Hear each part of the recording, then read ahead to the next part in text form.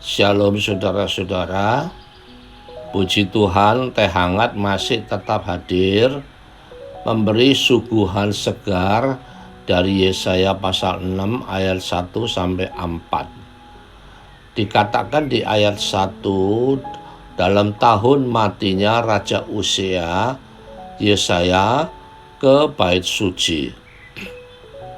Yesaya entah mengapa bisa hadir di bait suci, karena bukan hari raya. Mungkin karena Raja Yehuda yang baik, yaitu Raja Uzia, itu mati. Dan mungkin juga karena Yesaya barusan dipesan oleh Tuhan untuk mengeluarkan kata-kata keras dengan perkataan 6 kali celakalah kepada Yehuda, yaitu di pasal 5. Pertanda hukuman Tuhan segera akan datang melalui akan datangnya serangan tentara gabungan antara tentara Aram dan Israel di pasal 7. Belakangan disusul akan datangnya juga tentara Asyur. Maka Yesaya ingin ke bait suci menyembah Tuhan.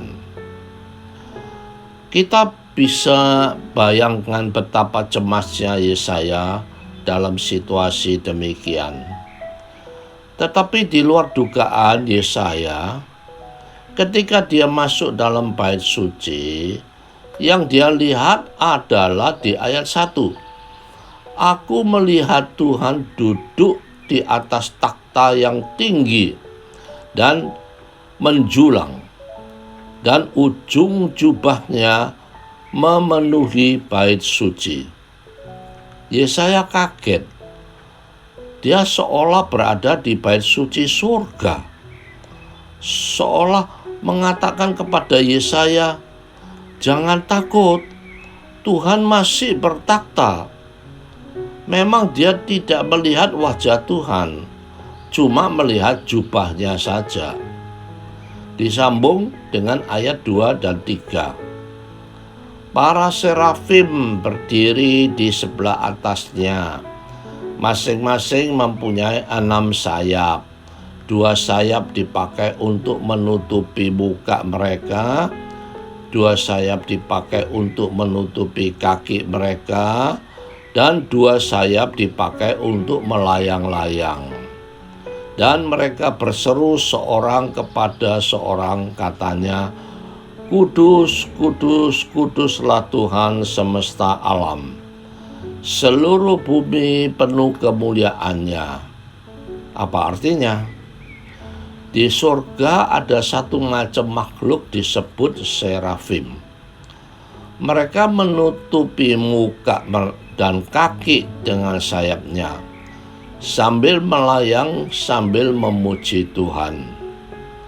Gambaran ini memberitahukan kepada kita, jika kita menyembah Tuhan, harus dengan hormat dan rendah hati, seperti sikap serafim. Karena apa? Karena ayat 4. Maka bergoyanglah alas ambang pintu disebabkan suara orang yang berseru itu, dan rumah itu pun penuhlah dengan asap.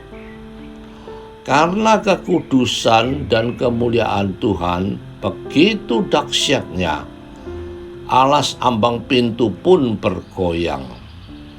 Oleh karena itu, marilah kita setiap hari tatkala kita menyembah Tuhan, harus dengan hormat dan rendah hati, karena Tuhan terlalu dahsyat. Mari kita berdoa. Tuhan, ada kalanya kami menyembah Engkau dengan sikap tidak hormat, bahkan tergesa-gesa. Ampunilah Tuhan kami, karena kami ingin sungguh-sungguh menghormati-Mu. Ajarilah kami Tuhan, setiap kali kami menyembah Engkau, mempunyai sikap yang sopan, rendah hati, dan hormat kepada Engkau. supaya Engkau mendengarkan doa-doa kami. Tuhan, sertailah sepanjang hidup kami hari ini, supaya kami boleh hidup di dalam takut akan Tuhan, dan Tuhan lancarkan kiranya semua apa yang kami usahakan sepanjang hari ini. Dalam nama Tuhan Yesus kami berdoa. Amin.